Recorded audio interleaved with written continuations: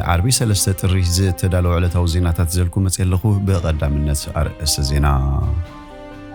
منستر مكلخال إثيوبيا زصنح وطري نمهدا ناب صوماليا بصحة أب أمريكا زقات متقعتي 15 سبات قتيلون بزوحات أقسلون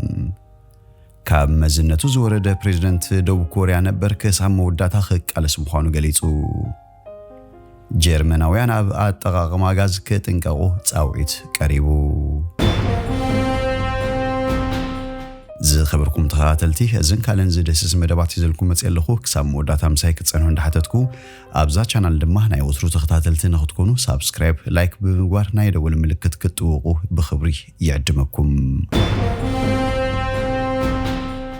منستر مكلخال إثيوبيا زصنح وطري نمهدا ناب صوماليا بصحة تا منستر ناب صوماليا زمرحت صوماليا إثيوبيا نام منغون زي تفطر وطري نمقلال ابز صعرلو زلو وانيوم بولمبرغ ابزو صوصبصاف منستر ጉዳያት ወጻኢ ሶማሊያ በመጥቀስ ታ ሚኒስትር አብ ሐድሽ ተልእኮ ደገፍን ምርጋን ሶማሊያ አውሶም በዛዕባ ሰራዊት ኢትዮጵያ ዝህልው ሐድሽ ተሳትፎን ምዝታይን አብታ ሀገር ከምዛት ወጠቂሶም ሚኒስትር ጉዳያት ወጻኢ ሶማሊያ መንጎ ሶማሊያን ኢትዮጵያን ዘሎ ግጭት በስም አንካራ ድሕሪ መፍትሑ ሶማሊያን ሰራዊት ኢትዮጵያ አውሶም ንመታው ተሐስባላ ከምዝበለውን እትጽብጻው ወሲኹ ሐቢሩም ሶማሊያ ወታደራዊ ኢትዮጵያ አውሶም ነኸይህሉ ዝወሰደቱ ውሳነ ክትስሕብ ድሌት ከምዘለዋ ብሉምበርግ ጸብጺውሎም ሶማሊያን ወታደራዊ ኢትዮጵያ ኣብቲን መሰጋገር ተልእኮ ሕብረት አፍሪካ አቲምስ ዝተላኸ ተልእኮ ደገፍን ምርጋን ሶማሊያን አውሶም ከተካትት ከምትደልህ ዘመልከት ኮይኑ ኣብ መንጎ ክልቴን ሃገራት ተፈጢሩ ዝጽንሕ ወጥሪ ኣብ አንካራ በዝካየዶ ዘተ ዝሃደ ይመስል ኣብ ቀረባዋን ባይቶ ጸጥታ ሕብራት ሃገራትን አቲምስ ዝትክ አውሶም ፍቃድ ከምዝሃቦ ዝዝከሪም ኢትዮጵያ መሰጋገር መንግስት ሶማሊያ ሰራዊታን ኣብታ ሃገር ከዋፍር ካብ ዝሓተተሉ እዋናት ሒዛ ንዝሓለፉ 17 ዓመታት ሰራዊታ ኣብ ዓቃብ ሰላም ኣብ ትሕቲ ሓልዮት ሕብረት አፍሪካ ኣዋፊራ ጸኒሓ እያ ኢትዮጵያ ብትሕቲ አቲምስ ታስታት 3000 ወታደራት ከመውን ምስ ሶማሊያ ብዝነበራ ክልታው ዝምድና ድማ ከሳብ 7000 ወታደራት ኣዋፊራ ኢትዮጵያ ምስ ርእሰ ምሕደራ ሶማሊላንድ ስም ድሕር ምፍራማ ሶማሊያ አባላት ሰራዊት ኢትዮጵያ ካብ መሬታ ክወጹ ምሕታታ ዘይርሳዩ ኣብ ሶማሊያ ሰራዊት ኢትዮጵያ ዘይ ምህላው ኣብ ቃልሲ አንጻር አልሸባብ ዓቢ ክፍተት ክፈጥር ከም ዝኽእል ክፍታታት ክግለጽ ምጽንሑ ይፍለጥ ኢትዮጵያ ምስታናጽነት አዛውጀትን በዓለም ደረጃ ፍልጦ ዘይረኸበትን ሶማሊላንድ 20 ኪሎሜትር ዝንውሓቱ ገማግም ባህርን ምርካብ ዝፈረመቶ ናይ ምርዳእ ስምዕነ ሶማሊያ ኣዝዩ ኣቆጢዩ ኣፍቱ ዞባ ዓብ ወጥሪ ፈጥሩ ይጸኒሑ ይኹን እምበር ኢትዮጵያን ሶማሊያን በመንገኝነት ፕሬዝዳንት ቱርኪ ኣብ አንካራ ኣብ ዝተኻየደ ዘተ ኣብ ስምዕ ከም ዝበጽሐ ዝከሪም ድሕሪ ተሰምዕ ብምስር ጉዳያት ወጻኢ ሶማሊያ አሉ ዑመር ዝምራሕ ልኡኽ ንወግዓዊ ናይ ስራሕ ዑደት ናብ አዲስ አበባ ብምኻድ ምስ ሰበስልጣን ተዘራሪቡ ምምላሱን ናይ ቀረባዋን ተዘክረዩ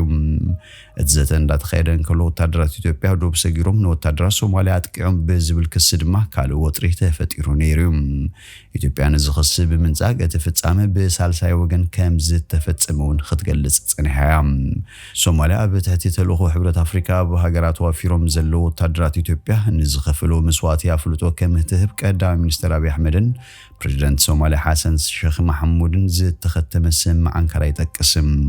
ካብ ዝብተወሳኺ ተሰምዕ ክልቴን ሃገራት ኢትዮጵያ ንሓድነት ሶማሊያ እናኽበረት ዘተኣማምን ተበጻሕነት ባህሪ ምርካብ ንዝህሎ ብዙሕ መድያዊ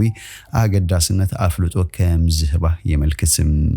ዓቃብ ሰላም ሕብረት አፍሪካ ተልእኮ ደገፍን ምርጋን ሶማሊያ ኣውሶም ኣብዚ መጀመርታ ናይ ሓድሽ ዓመት ኤውሮጳ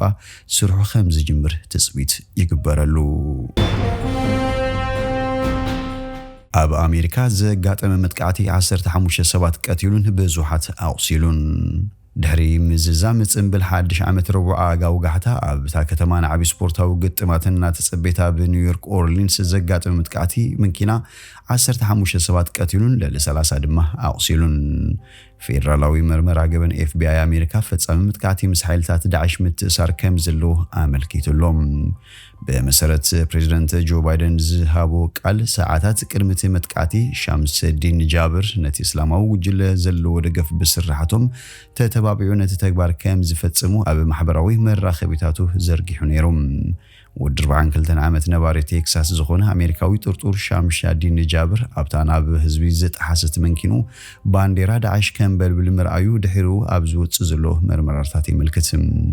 በመሰረት ሓበሬታ ሮይተርስ ጃብር ካብ 2007 ክሳብ 2015 ኣባል ሰራዊት ኣሜሪካ ኮይኑ ካብ 2009 ክሳብ 2010 ድማ ኣብ ኣፍጋኒስታን ምስ ተልእኾ ኣሜሪካውያን ወታደራት ተሳቲፉ ነይሩ።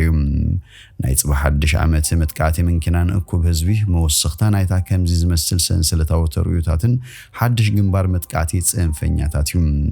ትካል ጸጥታ ሳይበርን ትሕተ ቅርጽን ኣሜሪካ በመካይን ዝግበር ጃምላዊ ቅትለት ካብቲ ዝኸፍአ ሓደጋታት ኣሜሪካ ምዃኑ የጠንቅቕ። ካብ መዝነቱ ዝወረደ ፕሬዝደንት ደቡብ ኮርያ ነበር ክሳብ መወዳእታ ክቃለሲ ክብል ገሊጹ። ካብ መዝነቱ ብኽሲ ብልሹና ዝወረደ ፕሬዝደንት ደቡብ ኮርያ ዩን ሱክ ይወል ነቶም ገዝኡ ንምፍታሽን ካብ ቤት ፍርዲ ንዝወፅእ ትእዛዝ ማእሰርትን ምፍጻምን ናብ ገዝኡ ዝመጹ ኣባላት ፖሊስ ብሓለዋታቱ ከልኪሉን ኣብ ዘለሉ እዋን ኣብቲ ተዓጺሉ ዘሎ ቦታ ኮይኑ ንደገፍቱ የብራታዓሎም።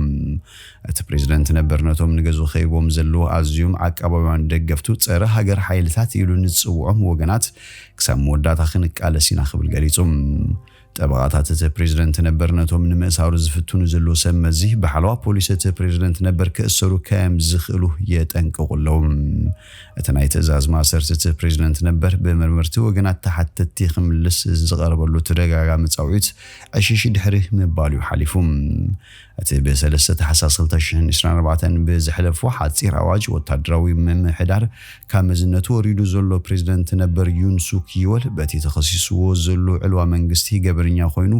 ምዝርከብ ካብ ሕልፈት ክሳብ ፍርዲ ሞት ክጽበየ እዩ። ጀርመናውያን ኣብ ኣጠቓቕማ ጋዝ ክጥንቀቑ ጻውዒት ቀሪቡ። ጀርመናውያን ኣብ ኣጠቓቕማ ጋዝ ጥንቃቐ ክገብሩ ተቆጻሪት ጸዓት ፌደራላዊት ትካል ሃገር ከም ዝጸውዕ ዳይ ዎልት ዝተባህለ ጋዜጣ ጀርመን ጸብጺባ። በመሰረተታ ትካል ሃገር ኣብ ዝወቅት እዚ ብዝሒ ጋዝ ከተህልኽ ምጽንሓ ኣፍሊጡ ይርከብ።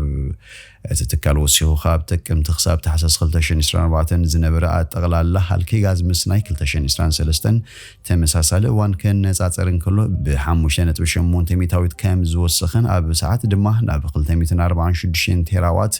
ክብ ከም ዝበለን ኣብሪሁም።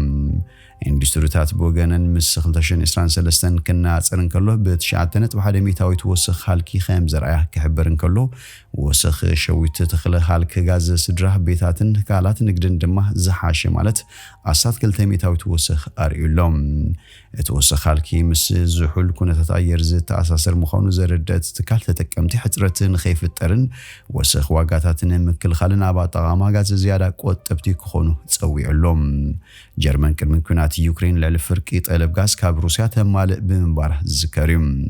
ይኹን እምበር ሕብረት ኤውሮጳ ኣብ ልዕሊ ሩስያ ገዳም ሳጽደቐ ቀረበ ባህርያዊ ጋዝ ሩስያ ደው ምባሉ ዝፍለጥ እዩ። ከምኡ'ውን እቶም ብቐጥታ ካብ ሩስያ ናብ ጀርመን ዝዝርግሑ ዝነበሩ ሻምብቆታት ባህርያዊ ጋዝ ኖርድ ስትሪም ኣብ መስከረም 2022 ኣብ ባሕሪ ባልቲክ ብዝተፈጸመ ፍንጀራታት ብምዕናዎም ኣብ ጀርመን ከቢድ ተጽዕኖ ፈጢሩ ከም ዝርከብ እዩ ዝሕበር።